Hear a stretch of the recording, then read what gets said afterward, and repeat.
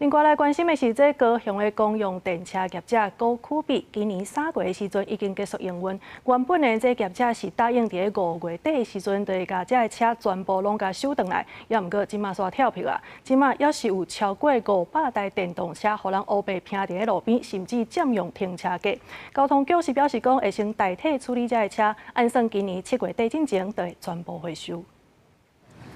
鉴定技术讲，这台电动车顶壳破去，挡啊害去，车厢内底嘛互人钱本数，到底伫遮停偌久无人知。公用电动车高曲比3月宣布停止营运，原地打境要伫5月底进前，甲1200台车回收回来，最后跳票。交通局预估，至少有超过500台车，红四架迄伫咧路边，也是占用停车格。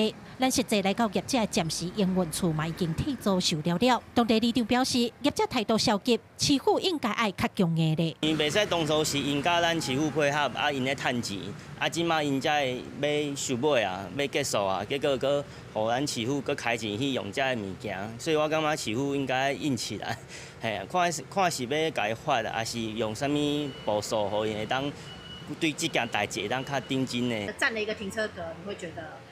就是如果真的有需要的人会蛮麻烦。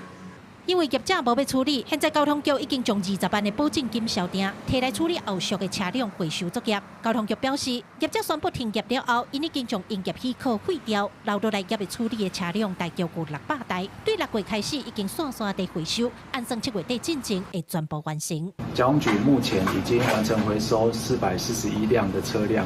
回收的车辆也将限期高库比公司来领回，未领回部分则将依规定办理拍卖。交通局讲，除了高曲比，也有一间业者嘛已经停业。目前高雄剩3间业者在做，大约有2700台的公用电动车。里长建议要制定相关的处罚办法，若无像安尼趁无钱就无爱做，留一寡事尾互别人处理，伤过无道理。记者柯家族柯朝阳高雄场报道。